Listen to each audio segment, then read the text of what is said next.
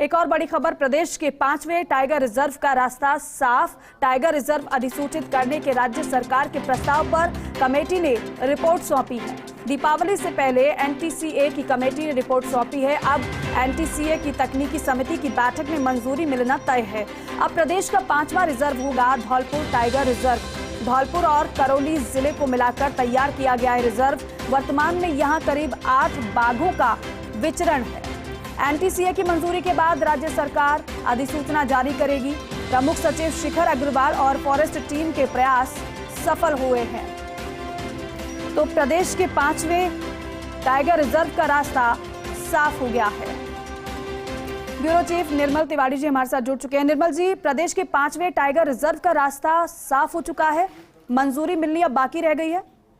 बिल्कुल दीपिका, देखिए काफी लंबे समय से प्रयास चल रहे थे और जिस तरह से प्रमुख सचिव शिखर अग्रवाल ने वन विभाग का जब कमान संभाली तो उसके बाद ये तय हो गया था कि जितना भी काम होंगे तेजी से होंगे। तो खासकर पेंडिंग टाइगर रिजर्व्स के जो प्रस्ताव थे उन पर तेजी से काम होगा। तो देखिए, रणथंभौर और सरिस्का के बाद मुकंदरा 3रा टाइगर रिजर्व हुआ था और उसके बाद 4था टाइगर रिजर्व बनाया गया था रामगढ़ बिस्दारी जी। और अब धौलपुर और करौली का जो क्षेत्र है उसको मिला करके प्रदेश का 5वां और देश का 54वां टाइगर रिजर्व बनने जा रहा है। उसका नाम है धौलपुर टाइगर रिजर्व और ये राजस्थान के लिए बहुत बड़ी एक खुशखबरी कह सकते हैं, वन्य जीव प्रेमियों के लिए खुशखबरी कह सकते हैं, वन और वन्य जीव संरक्षण की दिशा में बहुत बड़ा इसको फैसला कह सकते हैं। देखिए, इसके टाइगर रिजर्व बनने के बाद धौलपुर करौली से लेकर मुकंदरा, कोटा के मुकंदरा तक का एक बृहद टाइगर कॉरिडोर की जो परिकल्पना हम कर रहे थे वो साकार हो जाएगी। यानी इस पूरी बेल्ट के अंदर जो चंबल बेल्ट है पूरी, खासकर जो डांग क्षेत्र से चल करके और सीधा हड़ौती तक पहुंचती है, उसमें टाइगर ही टाइगर हर तरफ नजर आएंगे। फिलहाल वैसे भी अभी धौलपुर के अंदर करीब 4 टाइगर्स का मूवमेंट है, उसके अलावा 4 से 6 टाइगर्स का मूवमेंट करौली क्षेत्र के अंदर भी है। तो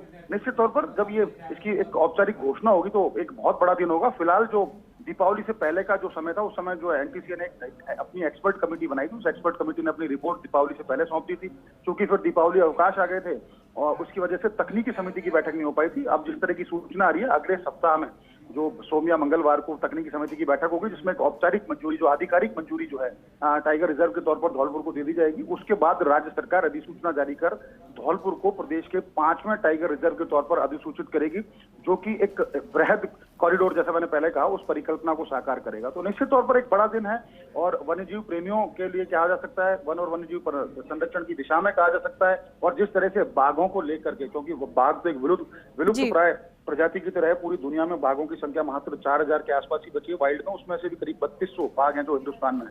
तो जिस तरह से राजस्थान के अंदर बाघों की संख्या, जो पहले एक बार सरिस्का तो टाइगर बिल्कुल बाघ विहीन हो गया था, वहां पर बाघों का पुनर्वास किया और अब यहाँ राजस्थान के अंदर बाघों की संख्या फिलहाल 111 के आसपास बताई जा रही है। तो निश्चित तौर पर पहली बार ऐसा हुआ है कि राजस्थान में बाघों की संख्या भी 100 से ज्यादा बढ़ी है और 5वां टाइगर रिजर्व भी बनने जा रहा है। तो यानी कि अब ये कह रहे हैं निर्मल जी, अब जो मंजूरी मिलना तय है ये तो निश्चित है, लेकिन अभी 1 हफ्ते का समय लग जाएगा मंजूरी मिलने में।